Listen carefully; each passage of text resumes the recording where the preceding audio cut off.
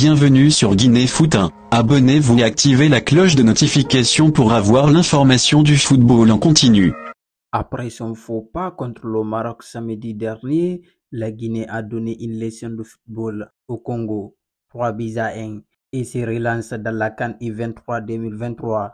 Revenu à la hauteur des Silly Juniors juste avant la pause, les Diables Rouges, plombés par l'exclusion de leurs gardiens, n'ont jamais pu regarder dans les yeux leurs adversaires lors du second acte, et pointant dangereusement à la dernière place du groupe A. Face à un adversaire qui opposait un jeu sensiblement égal, la Guinée prenait rapidement les devants au tableau d'affichage. En effet, après quelques timides offensives, Agibou Camara ouvre le score pour le Silly U23. Suite à un long dégagement du gardien, Algassimouba déviait du haut du crâne pour l'avant-centre de l'Olympiakos. Ces derniers battaient à la course les défenseurs et lobaient Dobifutu à la 10e minute.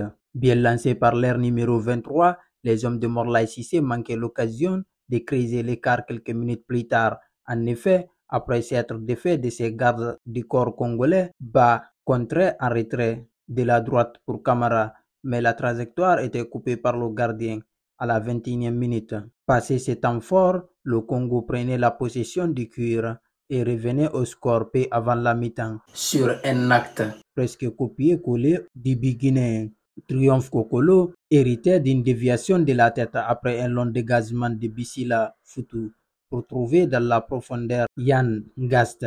L'attaquant profitait d'une sortie inespérée du gardien pour pousser le ballon dans le but vide, un but à 1 à la 40e minute.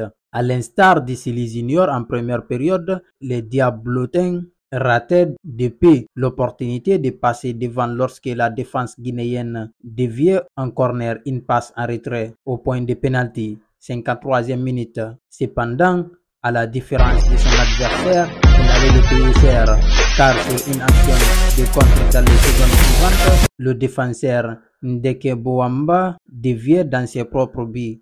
Un centre en retrait de Salifou Souma pour Algassimba, 2-1 à la 54e minute. La Guinée reprenait ainsi l'avantage, mais loupait ensuite l'opportunité de faire le break près d'un quart d'heure avant la fin du match. En effet, après consultation de la VAR, le gardien Bissila Futu se faisait doublement sanctionner par un carton rouge et un penalty contre le Congo pour un vilain coude dans la tempe de Lamine Souma à la 72e minute.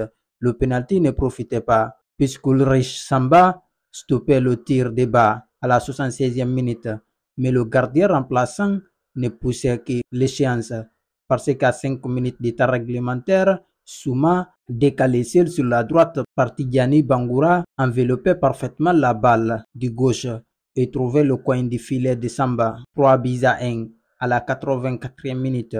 Après sa défaite le samedi contre le pays hôte, le Maroc, la Guinée se relance de la belle des manières et rejoint provisoirement en tête du groupe les Loenko de l'Atlas et les Black Meteors du Ghana. Les Diabolitains restent lanterne rouge avec 0 point au compteur, battu du premier match par le Ghana et est catégoriquement éliminé du tournoi. Vendredi, la Guinée affrontera le Ghana pour la dernière journée du groupe. Dans le même temps, le Congo sera opposé au Maroc.